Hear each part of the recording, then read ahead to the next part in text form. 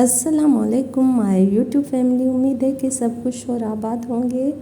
जो जहाँ जहाँ भी हो अल्लाह के हिफ्ज़ और अमान में सदा हंसते रहें जी, मुस्कुराते रहें, खुश रहें, आबाद रहें जी। मैंने की थी घर की सफाई, मुझे नज़र आ रहे थे थोड़े जाले वगैरह घर में, तो फिर मैंने सोचा कि आज कर लेती हूँ मैं पूरे घर की सफाई। इसीलिए फिर मैंने उठाया ये जाले साफ़ करने के लिए एक ब्रश होता है जो जिससे हम करते हैं घर की सफाई, तो वो मैंने उठाया और की मैंने पूरी दीवारों को साफ़। और दीवारों के साफ़ करने के बाद जी फिर मैंने देखा फ्रिज भी हो गया है ख़राब पूरा, तो मैंने सोचा कि फ्रिज को भी कर लूँ मैं साफ़। देखें, हमें साल में 2 दफ़ा 3 दफ़ा तो फ्रिज को भी साफ़ करना पड़ता है। अगर हम ना करें इसे साफ़ तो ये भी ख़राब हो जाती हैं चीज़ें।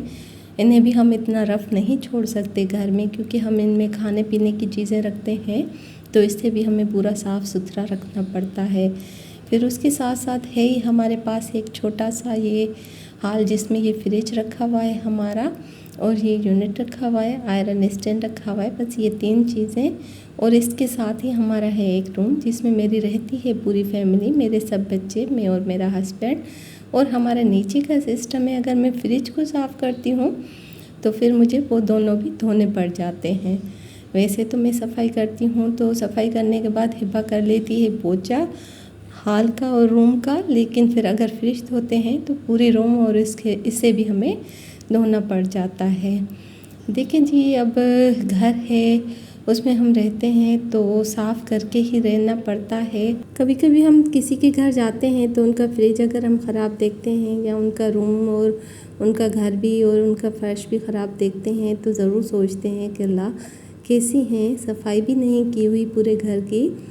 तो अगर हम भी नहीं साफ़ करेंगे अपने घर को तो हमारे पास भी जो आएंगे वो भी हमारे लिए यही सोच रखेंगे। तो इससे अच्छा है कि हम दूसरों के लिए बुरा बुरा सोचें, क्यों ना हम अपने लिए ही सोच लें कि हमें भी अपना घर साफ़ सुथरा रखना चाहिए, अपनी चीज़ें साफ़ सुथरी रखनी चाहिए।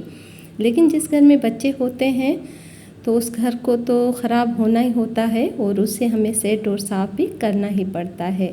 देखें जी, दीवारें साफ़ करने के बाद, फ्रिज को धोने के बाद और रूम को और हाल को धोने के बाद, बस अब है जो ये आंगन, उसे भी मैं धो रही हूँ। लेकिन आंगन का फर्श है टूटा हुआ, तो उसे धोने के बाद इसमें से बजरी, पत्थर, हर चीज़ देखे टूट कर निकल रहे हैं।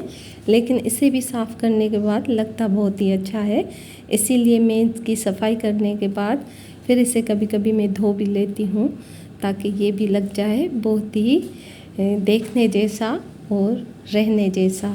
देखिए, आप किसी के घर में चले जाएं, बंगले में चले जाएं, महल में चले जाएं, लेकिन फिर जब आप वहाँ से अपने टूटे फूटे घर में आएंगे तो आपको बहुत ही सुकून मिलता है। लेकिन वो सुकून भी आपको तभी मिलेगा जब आप उस टूटे फूटे अपने घर को भी साफ़ सुथरा रखेंगे, वहाँ पर रहने के लायक रखेंगे, तो वो भी आपको अपना घर जन्नत की तरह लगेगा।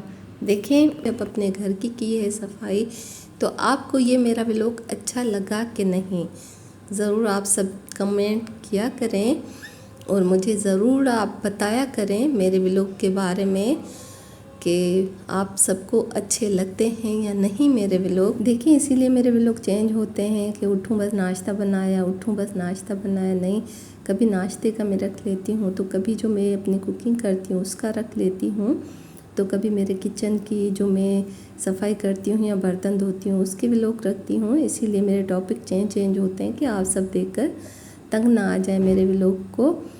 तो आज भी ज़रूर आप कमेंट्स में बताएं कि मेरा व्लॉग आप सबको अच्छा लगा कि नहीं। इसी के साथ लेती हूँ इजाज़त। अल्लाह।